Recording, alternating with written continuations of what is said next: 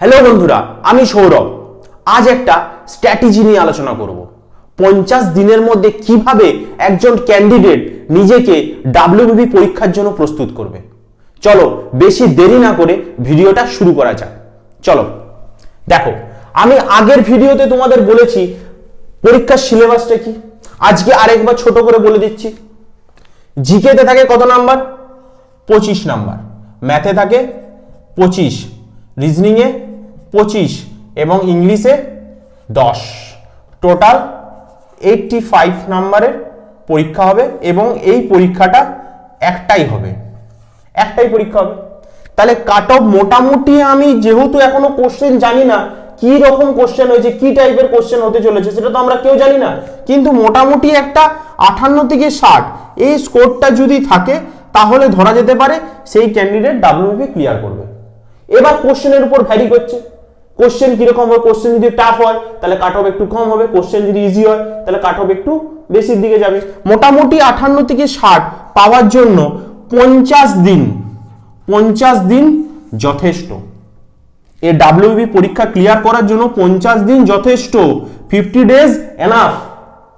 এবং এটা তখনই যথেষ্ট যখন আমরা একটা ইজি ওয়েতে, একটা সায়েন্টিফিক ওয়ে এবং কোনটা পড়বো এবং কোনটা ছাড়বো এটা যদি আমরা জেনে যাই এবং যে জায়গাগুলো পড়তে হবে সেই জায়গাগুলোতে যদি আমরা ফোকাস দিয়ে পড়ি তাহলে আমরা ইজিলি এই এক্সামটা ক্র্যাক করতে পারবো।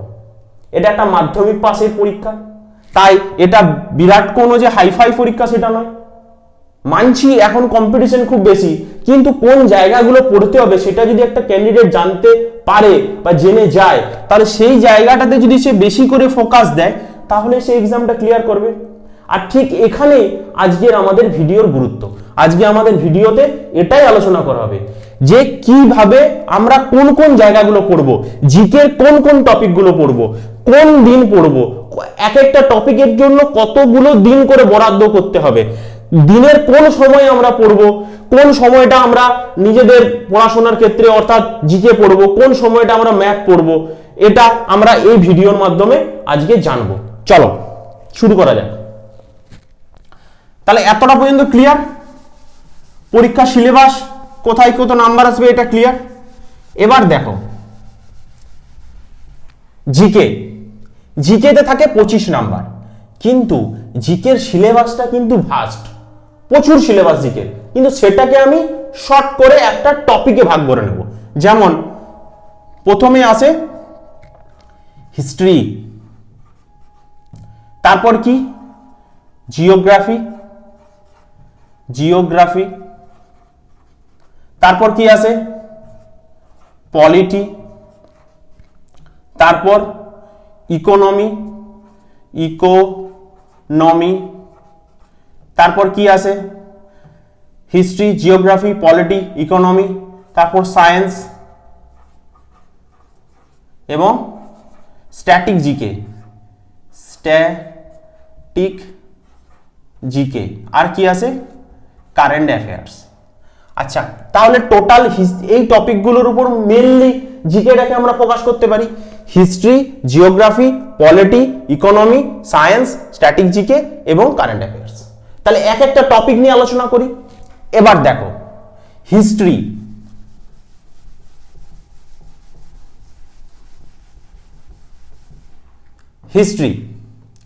হিস্ট্রিকে আমরা 3টে পার্টে ভাগ করতে পারি।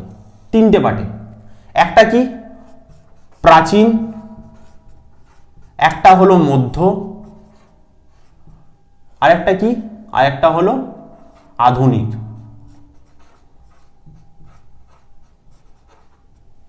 প্রাচীন ভারত, মধ্য ভারত এবং আধুনিক ভারত, 3টে টপিক। আচ্ছা, আমার বইয়ের যে লিস্টটা, বইয়ের যে ভিডিওটা, যেটা 3টে বই আমি বলেছিলাম, সেখানে একটা জিকের বই বলেছিলাম, হয় নিতিন সিংহানিয়াসেনের ডাব্লিউবিসিএস ম্যানুয়াল, অথবা ক্র্যাক ডাব্লিউবিসিএস, অথবা ছায়া চ্যালেঞ্জার। এই যে বইগুলো আছে এই বইগুলোতে দেখবে সূচিপত্রেই প্রত্যেকটা টপিককে ভাগ করা আছে। প্রাচীন ভারতের ইতিহাস, মধ্য ভারতের ইতিহাস এবং আধুনিক ভারতের ইতিহাস। ক্লিয়ার? এবার দেখো, প্রাচীন ভারতের ইতিহাসের মধ্যে অনেকগুলো বংশ আছে, যেমন মৌর্য বংশ, গুপ্ত বংশ, মৌর্য পরবর্তী বংশ, এবং গুপ্ত পরবর্তী বংশ, সঙ্গম বংশ, এই টাইপের অনেকগুলো বংশ আছে।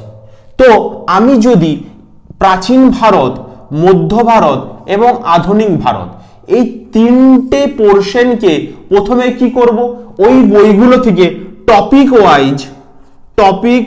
ওয়াইজ আমি একবার একটা রিডিং দেব। টপিক ওয়াইজ একবার একটা রিডিং দিলাম। রিডিং দেওয়ার পর ঠিক তার পরক্ষণে, মানে রিডিং দেওয়ার তার পরক্ষণে আমরা কি করব, ওই চ্যাপ্টারের শেষে এমসিকিউ থাকে। কিসের এমসিকিউ? Previous year MCQ. সেইগুলো আমরা সলভ করে নেব। ক্লিয়ার? ভালো করে বোঝো। প্রাচীন ভারতের যে টপিকগুলো আছে হার্ডলি 10 থেকে 12টা বংশ হবে। মধ্য ভারতের হার্ডলি 7 থেকে 8টা বংশ হবে। আধুনিক ভারতের যে সমস্ত সিরিয়াল ওয়াইজ আছে সেগুলোকে যদি টপিক ওয়াইজ ভাগ করা যায় হার্ডলি 15 থেকে 16টা টপিক থাকবে। ঠিক আছে? ক্লিয়ার? এবার আমি ভাগ করব কি, প্রাচীন ভারতের জন্য আমি বরাদ্দ করব 15 দিন। প্রাচীন ভারত আমি 15 দিনের মধ্যে শেষ করব। 15 দিন, 15 ডেজ। যদি আজকের পর থেকে তোমরা শুরু করো, 15 দিন আমি কি করব, প্রাচীন ভারত পড়ব। কিভাবে পড়ব? ধরো মৌর্য বংশরা প্রথমে তোমরা কি করবে, ওই যে কোনো একটা বই থেকে প্রথমে রিডিং পড়ে নিলে, তারপর তার এমসিকিউ গুলো করলে। কত দিনে করবে সেটা? 15 দিনে। 15 দিনে প্রাচীন ভারত করলে। এবার মধ্য ভারত, এই মধ্য ভারতটা আমরা কত দিনে করব? আমরা করব 20 দিনের মধ্যে, 20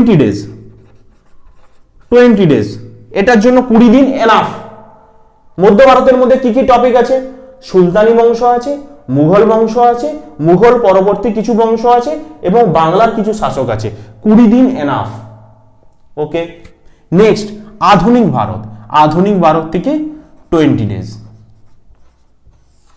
এই ফর্মুলাটা 15 + 20 + 20 অর্থাৎ কত দিন হচ্ছে? 45 ডেজ। 45 ডেজের মধ্যে তোমার পুরো হিস্ট্রিটা তোমরা শেষ করতে পারবে। ঠিক আছে? এটা কোনো খাতায় কলমে নয়। তুমি যদি ঠিকঠাক ভাবে পড়ো, একটা টপিক প্রাচীন ভারত থেকে আজকে পড়ে নিলে মৌর্য বংশ পড়ার পর, বা গুপ্ত বংশ পড়লে, বা সুলতানি যুগ পড়লে মধ্য ভারত থেকে, সেখান থেকে পড়ে তার এমসিকিউটা করে নিলে 15 দিন, 20 দিন এবং 20 দিন, এইভাবে তুমি ভাগ করে নেবে। তাহলে দেখবে খুব সহজে 45 দিনের মধ্যে তোমার পুরো ইতিহাসটা কমপ্লিট। আর কিচ্ছু করার দরকার নেই। কোনো পত্রপত্রিকার এমসিকিউ, কোনো প্র্যাকটিস সেট কিচ্ছু করার দরকার নেই। জাস্ট এই রুটিনটা ফলো করো। এই রুটিনটা যদি কেউ ফলো করতে পেরেছে, মানে একবারে দাঁতে দাঁত চিপে যদি সে সেটা ফলো করতে পেরেছে, তাহলে পরীক্ষায় দেখবে 58 থেকে 60 নম্বরটা পাওয়া খুব একটা কঠিন কাজ বলে মনে হবে না। ঠিক আছে? হয়ে গেল হিস্ট্রি। এবার যাই জিওগ্রাফিতে। হিস্ট্রির পরের টপিক কি? জিওগ্রাফি।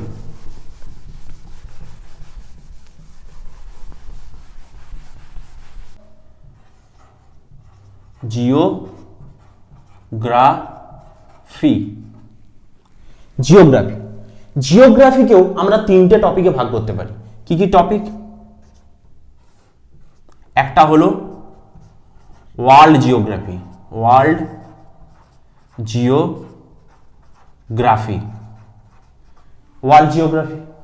আরেকটা কি? Indian geography.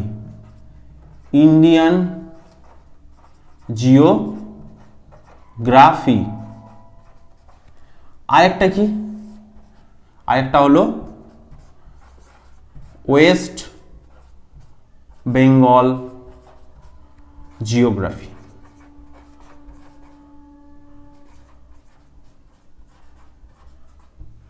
দেখো, ওয়ার্ল্ড জিওগ্রাফি থেকে কি কি কোশ্চেন আসে?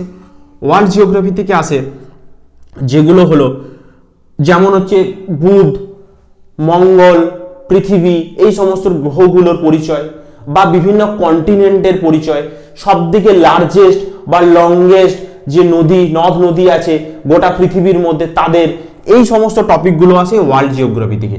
অপসূর অবস্থান, অনুসূর অবস্থান কখন হয়, নিরক্ষরেখা কত ডিগ্রি, মকরকান্তি রেখা কত ডিগ্রি, এই টাইপের ছোট ছোট কোশ্চেনগুলো আসে ওয়ার্ল্ড জিওগ্রাফি থেকে। ইন্ডিয়ান জিওগ্রাফি থেকে মেইনলি কোশ্চেন আসে দুটো জায়গা থেকে। একটা কি?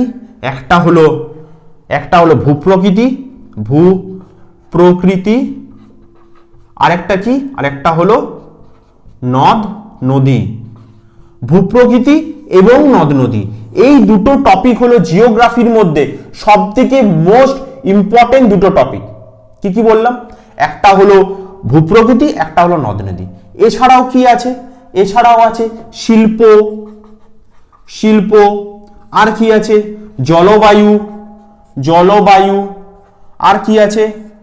শিল্প, জলবায়ু, আর কি হবে? মৃত্তিকা, মৃত্তিকা, এবং সবশেষে হলো জনগণনা, জনগণনা।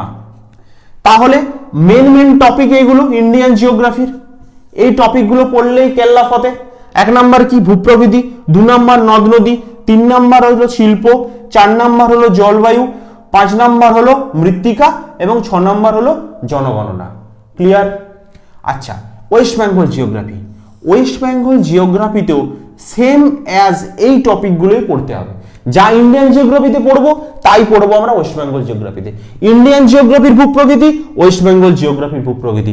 ইন্ডিয়ান জিওগ্রাফি নদ নদী, ওয়েস্ট বেঙ্গল জিওগ্রাফি নদ নদী। ইন্ডিয়ান জিওগ্রাফির শিল্প, ওয়েস্ট বেঙ্গলের শিল্প। ইন্ডিয়ান জিওগ্রাফির জলবায়ু, ওয়েস্ট বেঙ্গলের জলবায়ু। ইন্ডিয়ান জিওগ্রাফির মৃত্তিকা, ওয়েস্ট বেঙ্গল মৃত্তিকা। ইন্ডিয়ান জিওগ্রাফির জনগণনা, ওয়েস্ট বেঙ্গল জনগণনা। ক্লিয়ার? কত দিনে পড়বে এটা তোমরা এই স্লাইডে পুরোটা ডেসক্রাইব করা আছে। কিভাবে কত দিনে পড়বে পুরোটা ডেসক্রাইব করা আছে। আমি তোমাদের টপিক ওয়াইজ ভেঙে ভেঙে বলে দিলাম কিভাবে 50 দিনের মধ্যে তুমি কোন কোন টপিকগুলো পড়বে সেটা আমি তোমাকে আলোচনা করে দিচ্ছি। ঠিক আছে? পুরোটা এই স্লাইডে দেওয়া আছে, তোমরা দেখে নাও। ওয়ার্ল্ড জিওগ্রাফি কত দিনে পড়বে, ইন্ডিয়ান জিওগ্রাফি কত দিনে পড়বে, ওয়েস্ট বেঙ্গল জিওগ্রাফি কত দিনে পড়বে। Geography clear? নেক্সট, এবার আসছে আরেকটা খুব ইম্পর্টেন্ট একটা জিকে টপিক, সেটা হলো পলিটি। পলিটি, পলিটি, পলিটি, যাকে বাংলায় বলা হয় সংবিধান। সংবিধান। এই সংবিধানটা খুব সহজ এবং খুব তাড়াতাড়ি এটা শেষ করা যায়, খুব তাড়াতাড়ি শেষ করা যায়। দেখো কিভাবে। সংবিধানকে আমরা মেনলি 3টে টপিকে ভাগ করব। সংবিধান থেকে যে প্রশ্নগুলো আসে সেগুলোর ভিত্তিতে আমরা সংবিধানকে 3টে টপিকে ভাগ করব। একটা কি? একটা হলো আর্টিকেল, আর্টিকেল বা ধারা। 2 নাম্বার কি? সংশোধন, সংশোধন, সংশোধন, যাকে অ্যামেন্ডমেন্ট বলা হয়। এবং 3 নাম্বার কি? 3 নাম্বার হলো অন্যান্য বিষয়। অন্যান্য বিষয় বলতে কি? দেখবে কোশ্চেন আছে পার্লামেন্ট থেকে। পার্লামেন্টের সময়কাল কতদিন, চিফ মিনিস্টারের কার্যকাল কতদিন, সুপ্রিম কোর্টের বিচারপতির বয়সসীমা কতদিন, সুপ্রিম কোর্টের বিচারপতি কোন আর্টিকেলে তিনি বিচারপতি হন। আর কি কোশ্চেন আছে অন্যান্যর মধ্যে? অন্যান্যর মধ্যে আর আছে ভারতের প্রাইম মিনিস্টার, এই পদটা সাংবিধানিক পদ না অসাংবিধানিক পদ। ঠিক আছে? তারপর কোশ্চেন আছে ইমার্জেন্সি থেকে, কত নম্বর আর্টিকেলে ইমার্জেন্সি আছে, ইমার্জেন্সি ভারতে কতবার হয়েছিল, Controller and Auditor General, CAG, ক্যাগের কার্যাবলী, এগুলো অন্যান্য বিষয়ের মধ্যে পড়ে। আর্টিকেল, প্রথম থেকে যদি বলা যায় আর্টিকেল, আর্টিকেল টপিকটা আমাদের প্রথমত কি করতে হবে? 1 থেকে 50 এই আর্টিকেলগুলি আমাদের একদম ঠোঁটস্থ মুখস্থ রাখতে হবে। 1 থেকে 50, আর্টিকেল 1 থেকে আর্টিকেল 50 পর্যন্ত একদম ঠোঁটস্থ মুখস্থ রাখতে হবে। 1 থেকে 50। এর পরের যে আর্টিকেলগুলো আছে, অর্থাৎ 50-এর পর যে আর্টিকেলগুলো আছে সেগুলো কি? যেগুলো ইম্পর্টেন্ট আর্টিকেল সেগুলো পড়তে হবে। যেমন প্রাইম মিনিস্টার, কোনো আর্টিকেল আছে না নেই? Chief minister, governor, supreme court, supreme কোর্টের জাজ, সুপ্রিম কোর্টের বিচারপতির পার্ডন ক্ষমতা, গভর্নরের পার্ডন ক্ষমতা, তারপর আছে ইমার্জেন্সি, তারপর ক্যাগ, তারপর অডিটর জেনারেল, তারপর আমাদের রাষ্ট্রপতি, উপরাষ্ট্রপতি, তারপর বিভিন্ন পার্লামেন্টের বিভিন্ন সদন। এই সমস্ত আর্টিকেলগুলো আমাদের বেছে বেছে করতে হবে। এবং এই আর্টিকেলগুলো নিয়ে চিন্তা করার কিছু কারণ নেই, এটা নিয়ে আরেকটা সেপারেট ভিডিও অর্থাৎ ডেডিকেটেড আর্টিকেল নিয়ে কতগুলো যেগুলো ইম্পর্টেন্ট আর্টিকেল সেটা নিয়ে ভিডিও পরবর্তীকালে আমি আপলোড করে দেবো, ঠিক আছে? এটা নিয়ে চিন্তার কোনো কারণ নেই। প্রথমে কি করবে তোমরা, 1 থেকে 50 এই আর্টিকেলগুলো একদম ঝরঝরা মুখস্থ করো, ঝরঝরা মুখস্থ যাকে বলে, 1 থেকে 50, ক্লিয়ার? এটা করার পর সংশোধন, কিছু ইম্পর্টেন্ট অ্যামেন্ডমেন্ট আছে, কিছু ইম্পর্টেন্ট অ্যামেন্ডমেন্ট আছে যেগুলো তোমাদের মুখস্থ করতে হবে, যেগুলো তোমাদের মুখস্থ করতে হবে। এটা হার্ডলি কতগুলো হবে, হার্ডলি 30 থেকে 35টা হবে, 30 থেকে 35টা, তার বেশি হবে না, 30 থেকে 35টা, ঠিক আছে? এই সংশোধনগুলো তোমাদের মুখস্থ করতে হবে। এবং এই টপিকটা অর্থাৎ অন্যান্য বিষয়, এই টপিকটা পড়তে হার্ডলি তোমাদের 10 থেকে 12 দিন লাগবে, 10 থেকে 12 দিন। যদি কেউ কনসিস্টেন্টলি 15 মিনিট করেও পলিটি পড়ে, সারা দিনে যদি 15 মিনিটও সংবিধান নিয়ে বসে, তার 10 থেকে 12 দিন লাগবে এই অন্যান্য বিষয়টা কমপ্লিট করতে, ক্লিয়ার? এবার এইগুলো কোন দিনে মানে কত দিন ধরে করবে সেটা তোমরা এই স্লাইডের মাধ্যমে পুরোটা দেখতে পাবে, কত দিনে তোমরা শেষ করতে পারবে একটা মোটামুটি ধারণা তোমাদের দিয়ে দেওয়া হলো, ঠিক আছে? নেক্সট টপিকে আসি, পলিটির পর। পলিটির পর কোন টপিক আছে, ইকোনমি। ইকোনমি থেকে বেশি কিছু পড়ার দরকার নেই, কারণ আমাদের ডাব্লিউবিপিতে ইকোনমি অর্থাৎ অর্থনীতি থেকে বেশি কোশ্চেন কিন্তু পরীক্ষা অ্যারাইজ হয় না বা পরীক্ষক লিড করে না। কিন্তু কিছু কিছু টপিক আছে যেগুলো কিন্তু পরীক্ষকের একদম হট কেক যাকে বলে, হট কেক, সেখান থেকে কোশ্চেন হবেই হবে। দেখো ইকোনমি, ইকোনমি অর্থনীতি, অর্থনীতি, অর্থনীতি, অর্থনীতি থেকে আমরা 3টে টপিক পড়বো, আবার অর্থনীতি থেকে 3টে টপিক পড়বো। কি কি? একটা পড়বো ব্যাংকিং, ব্যাংকিং বা আরো যদি সংক্ষেপে বলি আরবিআই, ক্লিয়ার? নেক্সট কি, আচ্ছা এই আরবিআই থেকে কি কি পড়তে হবে, বেশি কিছু না, আরবিআই কবে তৈরি হয়েছিল, কোন অ্যাক্টের মাধ্যমে তৈরি হয়েছিল, আরবিআই এর কার্যকালটা কতদিন, বা আরবিআই এর কাজটা কি, এই সমস্ত ছোটখাটো, কবে প্রথম ব্যাংক প্রতিষ্ঠা হয়েছিল, কবে স্বদেশী ব্যাংক প্রতিষ্ঠা হয়েছিল, এই টাইপের হার্ডলি ওয়ান লাইনার যদি তোমরা একটা খাতার মধ্যে করে নাও, তাহলে হার্ডলি এটা 50 থেকে 60টা ওয়ান লাইনার হবে, 50 থেকে 60টা ওয়ান লাইনার হবে, এর বেশি হবে না, এর বেশি হবে না, 50 থেকে 60টার বেশি হবে না।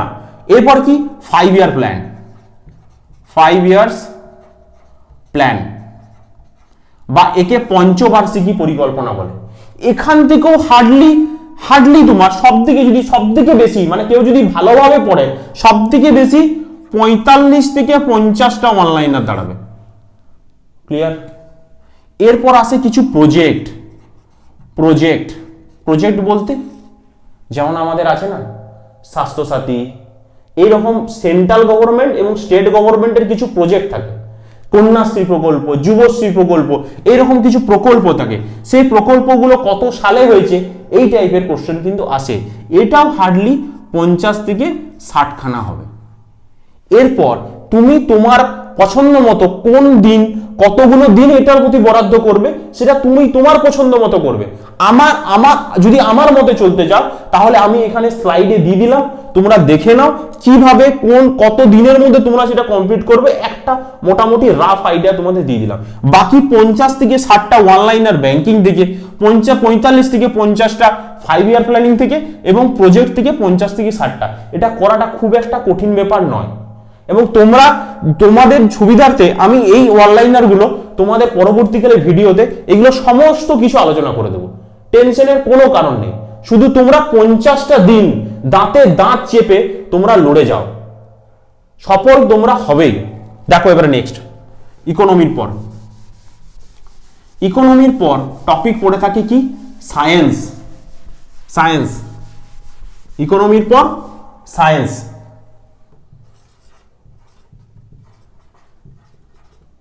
আচ্ছা এই সায়েন্সেরও 3টে টপিক, একটা কি, একটা হলো লাইফ সায়েন্স অর্থাৎ জীবন বিজ্ঞান, একটা হলো ফিজিক্যাল সায়েন্স পদার্থবিজ্ঞান এবং আরেকটা হলো কেমিস্ট্রি রসায়ন, ঠিক আছে? সবাই জানি লাইফ সায়েন্স, জীবন বিজ্ঞান, পদার্থবিজ্ঞান এবং রসায়ন, এই 3টে থেকে কোশ্চেন আসে, কিন্তু সবথেকে বেশি কোশ্চেন আসে লাইফ সায়েন্স থেকে, তারপর আসে কেমিস্ট্রি থেকে, তারপর আসে ফিজিক্স থেকে। আচ্ছা, এই লাইফ সায়েন্সের উপর এর মধ্যেও কিছু ভাগ আছে, সব কিছু করার দরকার নেই। যেমন কি কি করবে সেটা দেখে নাও, এটা ইম্পর্টেন্ট। সবাই জানে life science, physical science, chemistry দিয়ে কোশ্চেন আসবে, কিন্তু কোন জায়গা থেকে আসবে এটা কিন্তু কোনো কোচিং সেন্টার তোমাদের এইভাবে এত ভেঙে কিন্তু কোনো কোচিং সেন্টার বলবে না। কোনো কোচিং সেন্টার এইসব জিনিস এত ভেঙে বলবে না। দেখো লাইফ সায়েন্স থেকে কোন কোন টপিকগুলো থেকে কোশ্চেন আসে। এক নাম্বার কি, হিউম্যান বডি। হিউম্যান বডির অর্থ কি? মানুষের শরীর। মানুষের শরীরে হৃৎপিণ্ড থেকে কোশ্চেন আসবে, হার্ট থেকে কোশ্চেন আসবে, কিডনি থেকে কোশ্চেন আসবে, লিভার থেকে কোশ্চেন আসবে, মানুষের পৌষ্টিকতন্ত্র থেকে কোশ্চেন আসবে, ব্রেন থেকে কোশ্চেন আসবে, হাড়, বোন থেকে কোশ্চেন আসবে, নার্ভাস সিস্টেম থেকে কোশ্চেন আসবে। মানে পুরো হিউম্যান বডিটা তোমাদের করে নিতে হবে। এবং হিউম্যান বডির মধ্যে হার্ডলি টপিক হবে কটা? 10 থেকে 11টা টপিক হবে। হিউম্যান বডির মধ্যে 10 থেকে 11টা টপিক তোমাদের ভালোভাবে করে যেতে হবে, এবং এটাও ভিডিওর মাধ্যমে পরবর্তীকালে জানিয়ে দেওয়া হবে। ঠিক আছে, হিউম্যান বডি। আর লাইফ সায়েন্স কি করবে? রেচন। ওকে, নেক্সট কি? চলন। আর কি? বংশগতি। এই কয়েকটি চ্যাপ্টার, এই কয়েকটা টপিক যদি তোমরা দেখে যাও লাইফ সায়েন্স থেকে, এর বাইরে কোনো কোশ্চেন ডাব্লিউবিপি তে হবে না, এটা আমার গ্যারান্টি। এর বাইরে কোনো কোশ্চেন আসতে পারে না। ক্লিয়ার? নেক্সট দেখো ফিজিক্স থেকে তোমরা যে টপিকগুলো পড়বে সেগুলো হলো আলো, লাইট। আর কি পড়বে? মোশন অর্থাৎ গতি। আর কি পড়বে? আলো পড়বে, মোশন পড়বে, আর কি পড়বে? ইউনিট অ্যান্ড মেজারমেন্ট, একক। আর কি পড়বে? গ্র্যাভিটেশন অর্থাৎ মাধ্যাকর্ষণ। ঠিক আছে, আর কি পড়বে? আলো, মোশন, ইউনিট, গ্র্যাভিটেশন। আর কি? আরেকটা টপিক আছে, খুব ইম্পর্টেন্ট টপিক, সেটা হলো সাউন্ড, শব্দ। আর ফিজিক্স থেকে কিচ্ছু করার দরকার নেই, বেশি কিছু পড়ে কোনো লাভ নেই। তোমাকে জানতে হবে কোন টপিকটা তুমি পড়বে, কোন টপিকটা ছাড়বে। আমি বারবার একটাই কথা তোমাদের বলছি, যেটা পড়তে হবে সেটা পড়ো, যেটা পড়ার দরকার নেই সেটা পড়ে মাথা নষ্ট করে, মাথা জাম করে কোনো লাভ নেই। কি কি পড়বে? সাউন্ড, আলো, মোশন, ইউনিট এবং গ্র্যাভিটেশন। ঠিক আছে, কবে পড়বে, কতদিন সময় নেবে, সব তোমাদের এখানে এই স্লাইডের মধ্যে সমস্ত কিছু দেখানো আছে, তোমরা দেখে নাও। আমি শুধু আলোচনা করে দিচ্ছি কোন কোন টপিকগুলো। আচ্ছা, রসায়ন, এটা খুব ইম্পর্টেন্ট জায়গা। এই জায়গা থেকে মোস্ট ইম্পর্টেন্ট একটা টপিক কি? মোস্ট ইম্পর্টেন্ট টপিক হলো রসায়ন থেকে যেটা করতেই হবে সেটা হলো পিরিয়ডিক টেবিল বা পর্যায় সারণী। খুব ইম্পর্টেন্ট জায়গা। এটা থেকে কেমিস্ট্রির যদি দুটো কোশ্চেন আসে, একটা কোশ্চেন এখান থেকে আসে। 90% কোশ্চেন কেমিস্ট্রির আসে পিরিয়ডিক টেবিল থেকে। খুব ইম্পর্টেন্ট জায়গা এটা, পিরিয়ডিক টেবিল যদি কেউ ভালোভাবে করে নেয়, তার কাছে সমস্ত কেমিস্ট্রির কোশ্চেন এক কথায় চুটকি মেরে করবে, চুটকি মেরে। পিরিয়ডিক টেবিল হলো। আর কি করবে? অর্গানিক কেমিস্ট্রি, এই টপিকটা থেকে মোটামুটি 80 থেকে 90টা ওয়ান লাইনার যদি তুমি করে নিতে পেরেছো, ওয়ান লাইনার, তাহলে আর কিচ্ছু দরকার নেই। এটা কোনো 11-12 এর কোনো নিট এক্সাম বা আইআইটি এক্সাম হচ্ছে না, এটা তোমাদের ডাব্লিউবিপি মাধ্যমিক পাশের পরীক্ষা। এটার জন্য অর্গানিক কেমিস্ট্রি কোনো হাইফাই লেভেলের পড়তে হবে না, জাস্ট 80 থেকে 90টা ওয়ান লাইনার করো, কেমিস্ট্রি কোশ্চেন তোমাদের এখান থেকেই আসবে, আমি গ্যারান্টি দিচ্ছি। ওকে, নেক্সট সায়েন্সের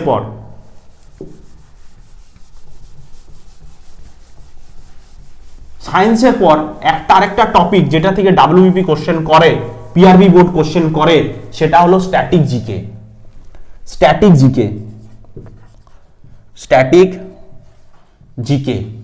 আচ্ছা, এই স্ট্যাটিক জিকে থেকে 10টা টপিক আছে। 10টা টপিক দেখো তোমাদের এখানে আমি কিন্তু দেখিয়ে দিয়েছি, 10টা টপিক। এই 10টা টপিক শুধু স্ট্যাটিক জিকের করে যাও, খাতা নাও, প্রতিদিন একটা করে টপিক হেডিং করো, যেখান থেকে পারবে কালেকশন করো সেই টপিকটা। ধরো আজকে ড্যাম এবং প্রজেক্ট করবে, কি করবে? জিওগ্রাফিটা উল্টাবে, জিওগ্রাফি ইন্ডিয়ান জিওগ্রাফি উল্টালে, ওয়েস্ট বেঙ্গল জিওগ্রাফি উল্টালে, সেখানে ড্যাম এবং প্রজেক্ট থেকে যতগুলো ড্যাম্পের নাম আছে ইম্পর্টেন্ট আমি বলে দেবো পরবর্তীকালে, সেই টপিকগুলো, সেই ড্যামগুলোর নামগুলো, এবং কি করবে, এবং তার সাথে সে কোন জায়গাতে অবস্থিত সেই জায়গাগুলো, জাস্ট এইটুকু। আবার একদিন তুলে নাও একটা টপিক ফোক ডান্স, সেই ডান্সের টপিক তুলে নাও, খাতার মধ্যে হেডিং করো, লিখে নাও। জাস্ট প্রত্যেক দিন একটা করে টপিক, এই 10খানা টপিক, জাস্ট এর বাইরে স্ট্যাটিক জিকে করতে যেও না, কারণ স্ট্যাটিক জিকে প্রচুর আছে, এর বাইরে করতে যাওয়া মানে বোকামি। ওকে, চলো এবার নেক্সট দেখা যাক কারেন্ট অ্যাফেয়ার্স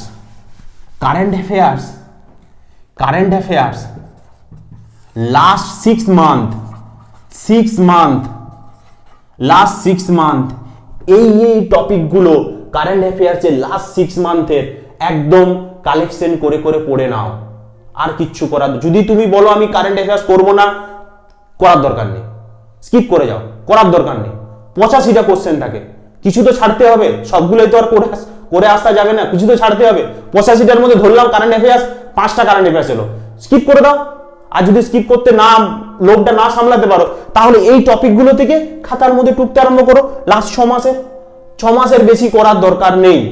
ধরো আজকে তুমি করবে অ্যাওয়ার্ড, ন্যাশনাল অ্যাওয়ার্ডের মধ্যে যে অ্যাওয়ার্ডগুলো খুব ইম্পর্টেন্ট, তোমরা সবাই এখন ম্যাচিওর লেভেল ক্রস করে গেছো, তোমরা সবাই ম্যাচিওর, তোমরা সবাই জানো কোন অ্যাওয়ার্ডটা ইম্পর্টেন্ট, কোন অ্যাওয়ার্ডটা ইম্পর্টেন্ট নয়। সেই ইম্পর্টেন্ট অ্যাওয়ার্ডগুলোর কোন টপিকগুলো ইম্পর্টেন্ট সেগুলো খাতার মধ্যে লিখে নাও, লিখে নে লাস্ট 6 মাসে এই টপিকগুলোর উপর তোমরা একটা কারেন্ট অ্যাফেয়ার্সের বেস তৈরি করে নাও, আর কিচ্ছু করার দরকার নেই। ক্লিয়ার? এরপর জিকেটা তো মোটামুটি ক্লিয়ার হলো, তাহলে এবার ম্যাথটা কি হবে? ম্যাথ থেকে কি বলেছি আমি? সুবীর দাস টোটাল পাটিগণিত, বীজগণিত, পরিমিতি এবং ত্রিকোণমিতি, এই 4টে টপিককে তুমি যদি অ্যাড করো মেন টপিকগুলো, তাহলে তোমার 38খানা টপিক দাঁড়াবে। 38খানা, মাত্র 38খানা। দেখো এখানে পুরো ডেসক্রাইব করা আছে, পাটিগণিত, বীজগণিত, পরিমিতি এবং ত্রিকোণমিতি, টোটাল 38টা টপিক আছে। এই 38টা টপিকের কি করবে? উদাহরণ প্লাস হচ্ছে অনুশীলনী, বারবার বলছি শিলনী, উদাহরণ এবং অনুশীলনী ভালো করে খাতার মধ্যে করে নাও। যতবার রিভিশন করবে করো, শুধুমাত্র সুবীর দাস, আর কিচ্ছু করার দরকার নেই। বারবার আমি একটাই কথা বলছি, আর কিচ্ছু করার দরকার নেই। এই 38টা টপিক, উদাহরণ এবং অনুশীলনী, Subir Das, that's enough for WBP. Clear? আচ্ছা দেখো, এবার আসছে ইংলিশ।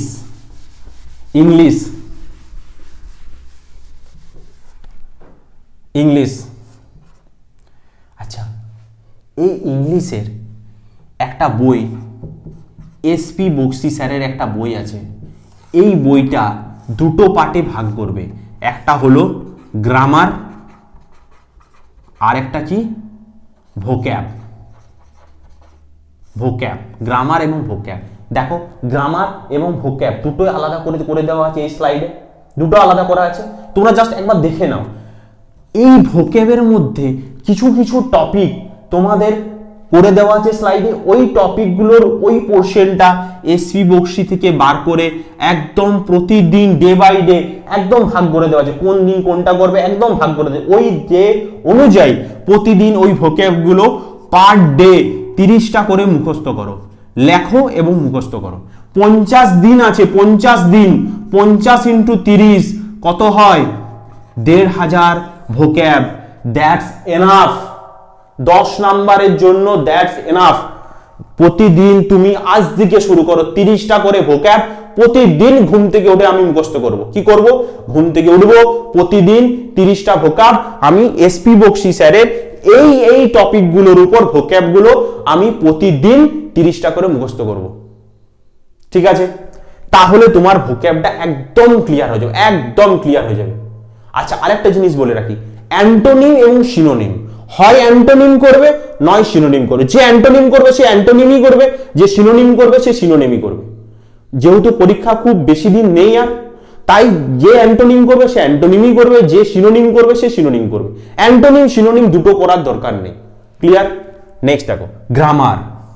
গ্রামারের খুব বেশি টপিক কিন্তু নেই, প্রত্যেকটা টপিকের উপর কিছু কিছু ছোটখাটো যে সমস্ত নিয়মগুলো পড়ে, সেই নিয়মগুলো আমি পরবর্তীকালে এই চ্যানেলে কথা দিলাম, এই চ্যানেলে আমি পরবর্তীকালে তোমাদের প্রত্যেকটা খুঁটিনাটি যেগুলো ইম্পর্টেন্ট জিনিস সেগুলো দেখো। নাউনের মোটামুটি 30খানা রুল হয়, শুধুমাত্র নাউনের 30খানা রুল হয়। এত করার তো কোনো দরকার নেই। আমাদের 10 নাম্বার ইংলিশ থেকে আসবে, তাও মেরে কেটে হয়তো গ্রামার থেকে 5 নাম্বার দেবে আর 5 নাম্বার ভোক্যাব। তাহলে 5 নাম্বারের জন্য শুধুমাত্র নাউনের 30খানা রুল মুখস্থ করার কোনো দরকার নেই। যে ছোট ছোট রুলস গুলো আছে, যেমন এখানে আমি এই চ্যানেলে আমি আর্টিকেল এবং প্রিপোজিশনে খুব ছোট ছোট 2-3টা রুল দেখিয়েছি, ওই রকম টাইপের নাউন, প্রোনাউন, তারপর কি অ্যাডজেক্টিভ, অ্যাডভার্ব, কনজাংশন, তারপর narration change, voice change, error correction, তারপর কি ফিল ইন দ্য ব্ল্যাঙ্কস কিভাবে করবে, এই সমস্ত কিছু এখানে আলোচনা করে দেব। কাজেই এটা নিয়ে টেনশন করার বা মাথা ব্যথা করার কোনো দরকার নেই। তোমাদের যেগুলো করার সেগুলো তুমি 50 দিনে শুধু করে যাও, বাকিটা আমার উপর ছেড়ে দাও। ওকে, নেক্সট দেখো, রিজনিং। আচ্ছা, এই রিজনিং এর জন্য কোনো বই ফলো করার দরকার নেই। 50 দিন আছে, প্রতিদিন তুমি বেশি নয়, প্রতিদিন 30টা করে রিজনিং যে কোনো ওয়েবসাইট থেকে বার করবে, যে কোনো ওয়েবসাইট, যে কোনো গুগলে সার্চ করবে, নাম্বার সিরিজ সার্চ করলে প্রচুর ওয়েবসাইট দেবে, সেখান থেকে 30টা রিজনিং এর কোশ্চেন তুমি খাতার মধ্যে করে নিজে প্র্যাকটিস করে তারপর তার উত্তরগুলো মেনে নেবে। তাহলে তোমার রিজনিং আর বেশি কিছু কোনো বই ফলো করার দরকার হবে না। তোমার প্রায় 1,500 তোমার কি হবে, রিজনিং একটা স্টপ হয়ে যাবে, এর বাইরে কোনো কিছু আসে না। এবার মজার ব্যাপার হলো রিজনিং এর কিছু টপিক আছে, দেখো আমি এই স্লাইডে দেখিয়েছি রিজনিং এর কিছু টপিক আছে, যেমন কি clock, calendar, mirror, water image, অর্ডারের র্যাঙ্কিং। এই টপিকগুলো আমি একদম ইন ডিটেলসে কিভাবে খুব সহজতম উপায়ে করা যায়, খুব কয়েক সেকেন্ডের মধ্যে অ্যান্সার বের করা যায়, সেগুলো আমি তোমাদের দেখিয়ে দেবো। সেগুলো জাস্ট দেখবে এবং কি করবে, ওয়েবসাইট থেকে সেগুলো ফলো করে সেই কোশ্চেনগুলো জাস্ট খাতার মধ্যে করে নেবে। এই 50 দিনের এই স্ট্র্যাটেজিটা, এই 50 ডে স্ট্র্যাটেজিটা যদি কেউ দাঁতে দাঁত চিপে করে যেতে পেরেছো, তাহলে এবারে ডাব্লিউবিপিটা তোমার জন্য হাতছানি দিচ্ছে। ডাব্লিউবিপি চাকরিটা তোমাকে হাতছানি দিচ্ছে, জাস্ট হাতছানি দিচ্ছে। জাস্ট কি করবে, 50 দিন দাঁতে দাঁত চিপে, বারবার বলছি দাঁতে দাঁত চিপে, এই সিলেবাসের বাইরে এক পাও এগোবে না। যে যাই বলুক, এই সিলেবাসের উপর, এই স্ট্র্যাটেজির বাইরে এক পাও কেউ এগোবে না। এবং এই পুরো স্লাইডটা পিডিএফ আকারে আমি আমার টেলিগ্রাম চ্যানেলে দিয়ে দেবো, এবং টেলিগ্রামের লিঙ্কটা আমি এই ভিডিও ডেসক্রিপশনে আমি পিন করে দেবো। ঠিক আছে, তোমরা সেখান থেকে টেলিগ্রাম চ্যানেলে গিয়ে এই পুরো স্লাইডটা পেয়ে যাবে। যদি অসুবিধা হয় ভিডিওটা পজ করে তোমরা খাতায় লিখে নিতে পারো, এবং পিডিএফ আকারে খুব সুন্দর ভাবে যদি তোমরা এটা পেতে চাও, তাহলে এই টেলিগ্রাম চ্যানেলটা, যেটা এই লিঙ্কের তলে ডেসক্রিপশনের লিঙ্কে আমি দিয়ে দেবো, সেটা তোমরা সেই টেলিগ্রাম চ্যানেলে গিয়ে অ্যাড হয়ে সেখান থেকে সেটা কি করবে, কালেক্ট করে নেবে। এবং এই স্ট্র্যাটেজি ফলো করে তোমরা নেক্সট 50টা দিন চলো, ফল তোমরা পাবেই, এটা আমার গ্যারান্টি। ওকে, ভিডিওটা যদি ভালো লেগে থাকে তাহলে কি করবে, সাবস্ক্রাইব করবে, লাইক করবে, কমেন্ট করে জানাও আর কোন টপিকের উপর তোমরা ভিডিও চাও, এবং বন্ধুদের মাঝে এই চ্যানেলটা শেয়ার করে দাও, যাতে করে তারাও উপকৃত হতে পারে এবং এইভাবে পড়ে যাও। চলো, টাটা।